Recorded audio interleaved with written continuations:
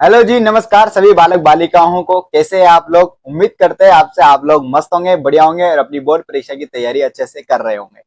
तो जैसा कि आप सबको मालूम है, अपन पिछली वीडियोस में 5.2 के सवाल सोल्व कर रहे थे और क्वेश्चन नंबर 10 तक सोल्व कर चुके थे। तो आज वाली वीडियो में अपन क्वेश्चन नंबर 11 को सोल्व करने वाले, क्वेश्चन नंबर 11 को सोल्व करने वाले। अगर आपने पिछली वीडियोस नहीं देखी है तो आप प्लेलिस्ट में जाकर देख सकते हैं, जिसका लिंक आपको डिस्क्रिप्शन में मिल जाएगा।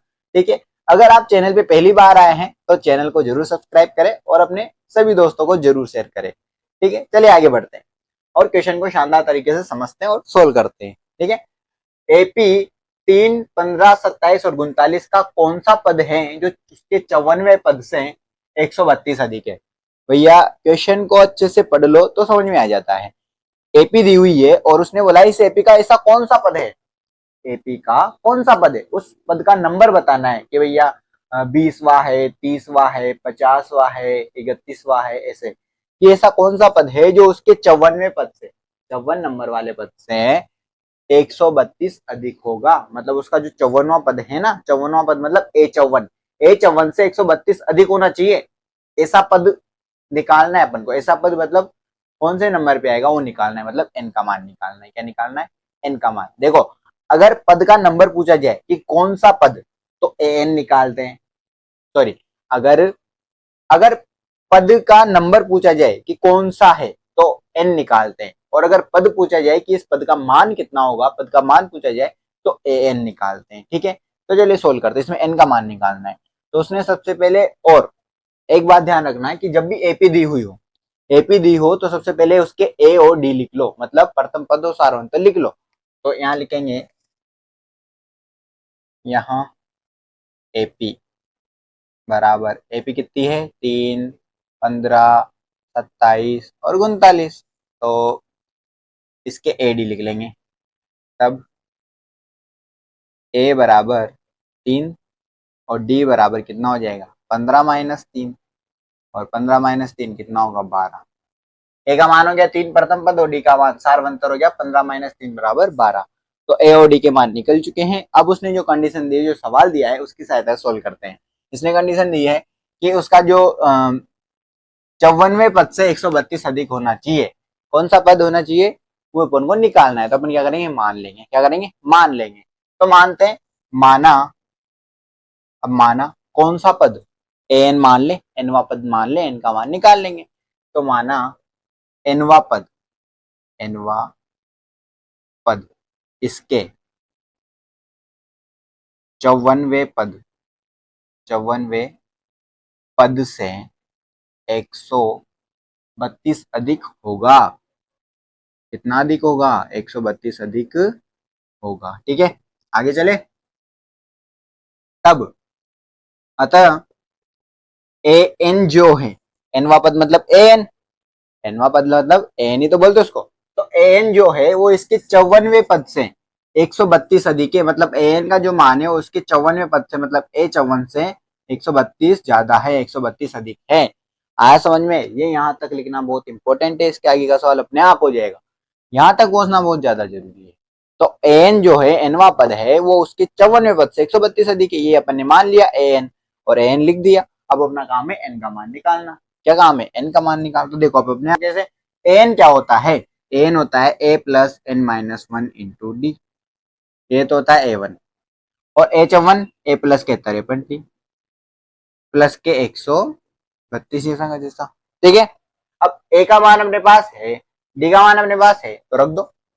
ए का मान कितना है? 3 प्लस n-1 जैसा का जैसा। एन का मान तो निकालना ही है। और डी का मान कितना है?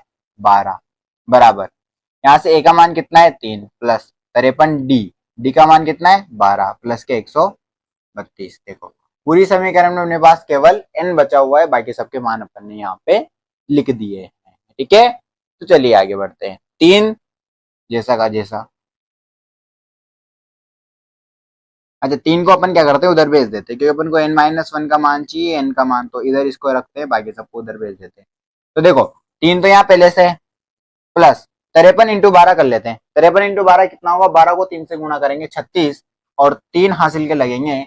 12 को 5 से गुणा करेंगे तो 60, 60 और 3 हो जाएगा अपने पास 63, प्लस के 132 जैसा का जैसा, और ये 3 उधर चला जाएगा तो ये माइनस में आ जाएगा। ठीक है, तो आगे चलो, n-1 इंटू 12 बराबर, अब इन सभी को सोल्व कर लें तो 3 से 3 तो उड़ ही गया, दोनों प्लस माइनस के हैं। अब इन दोनों को जोड़ लेते हैं अपन, इन दोनों को जब जोड़ेंगे तो 6 और 2 हो जाएंगे 8, 3 और 3 हो जाएंगे 6, 6 और 1 हो जाएगा 7। अब देखो n-1 इधर रहने देते हैं, 12 को कहाँ भेज देते हैं, बटे में भेज देते हैं, जो इधर गुणा में होता है उधर जाते बटे में चला जाएगा। ठीक है, तो यहाँ से n-1 का जो मान है वो आ जाएगा 768 बटे में 12। अब 12 का इसमें क्या लगा देंगे, भाग लगा देंगे, तो n-1 बराबर आ जाएगा, 12 का इसमें भाग लगाएंगे तो 12 का चिंतन में भाग लगाते हैं सबसे पहले, तो 1 12 12, 2 12 24, 3 बार 36, 4 बार 48, 5 बार 60, 6 बार 72, कितनी बार लगेगा, 6 बार, कितनी बार, 6 बार, 6 बार में आते हैं 72, 72 आते हैं, तो यहाँ से 4 बच जाएगा और 48 बन जाएगा। 48 में कितनी बार लगता है, 12 का भाग, 48 में 12 का भाग लगता है 4 बार, तो n-1 का मान 64 आ गया। और जब यहाँ से n का मान निकालेंगे तो ये जाएगा 64 और एक इधर चला जाएगा तो ये प्लस हो जाएगा, तो n का मान कितना आ गया, 65। मतलब वो पद कौन सा है, 65वां पद है जो उसके 54वें पद से कितना अधिक होगा, 132 अधिक होगा। तो यहाँ क्या लाइन लिखेंगे बच्चों, यहाँ लाइन लिखेंगे, अतः 65वां पद उस इसके 54वें पद, 54वें पद से कितना अधिक होगा, 132 अधिक होगा।